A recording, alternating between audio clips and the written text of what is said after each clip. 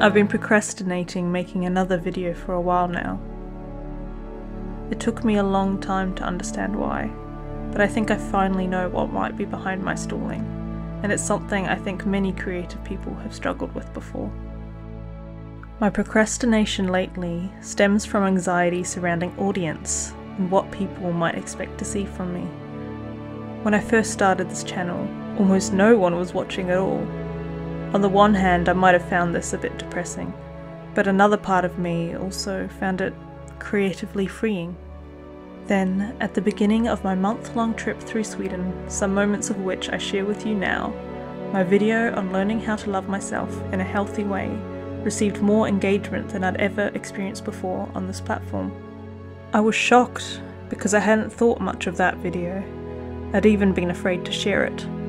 When I made it, I was feeling incredibly vulnerable, creating this thing to make sense of my journey of finding myself again after a profoundly painful chapter in my life. I shared a little of my story in that video, in the hopes that people who felt the same would find some comfort in knowing they weren't alone.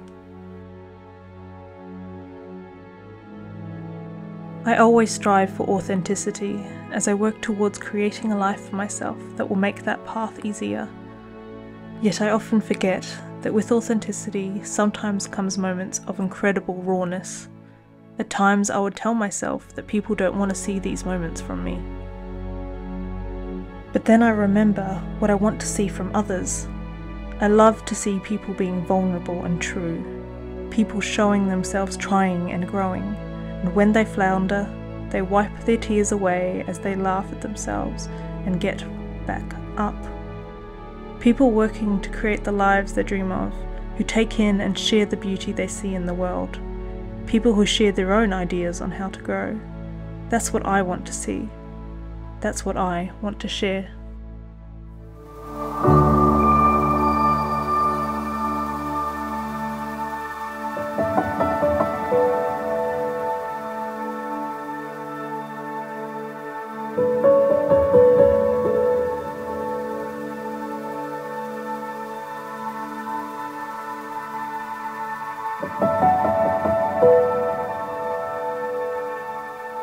I found a very relevant Instagram post I wrote a while ago, and I'd like to share those words with you here. For all you creators out there, this is your reminder to write the book you want to read, to create the art you wish to see, to compose the music you want to hear. If you create it all, make sure it's something that brings you pleasure. I've fallen into the trap of editing my book with a potential readership in mind, paralysing myself with overthinking, rather than creating the best possible story for me and me alone. It's important to remember that although we are all unique, we are not uncommon. If it resonates with you, it will resonate with others like you.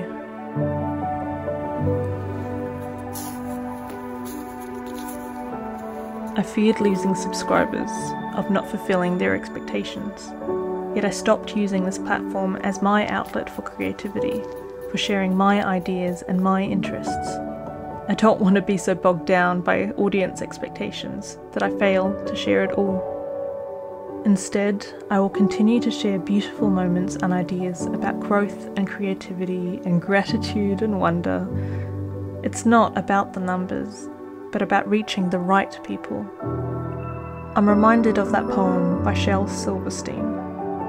She had blue skin, and so did he. He kept it hid, and so did she. They searched for blue their whole life through, then passed right by and never knew. Have you ever fallen into a similar trap? I'd love to hear your experience in the comments.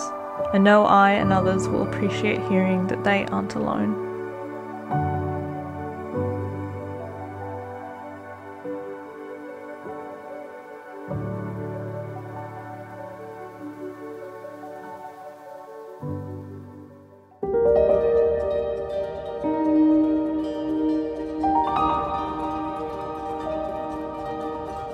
When I was younger, I thought that for my creations to be worthwhile, they needed to be so original to the point that no one had ever created anything like it before. This mindset kept me from creating, and the times in which I did create, the output lacked emotional resonance. My objective these days is not pure originality, but rather to take note of the things that interest and inspire me, and blend all these ideas together to create something that only I could have made. In finding inspiration from other sources and arranging it in your own unique way, you are far more likely to reach a place of originality and depth than starting from the empty slate of pursuing originality.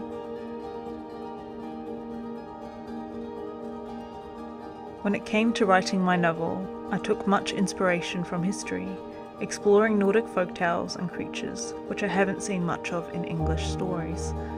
It was a privilege to be able to wander the museums and the old buildings and learn so much more than I had previously.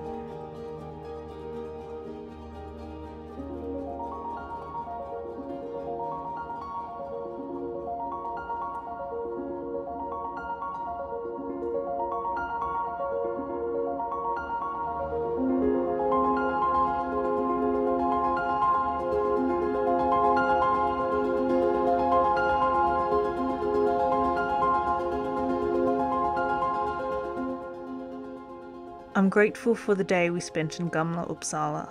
It was a complete accident that we even went there. We had to find a free place to park our camper van in the darkness. The next morning we discovered we had parked right next to the famous royal burial mounds and its museum. It's moments like this that make me wonder if fate might be real after all.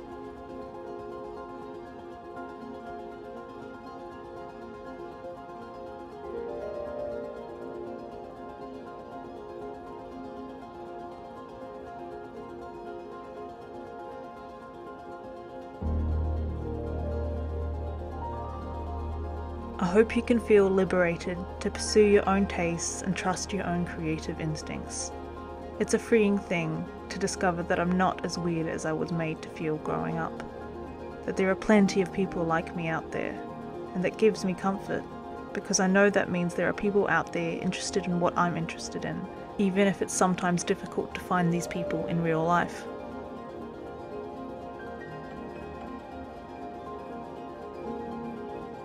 There are people out there interested in your random niches and tastes. Just go for it. By being your authentic self, creating art that your soul wishes to express, there will be people who find it and think, finally, there's someone like me.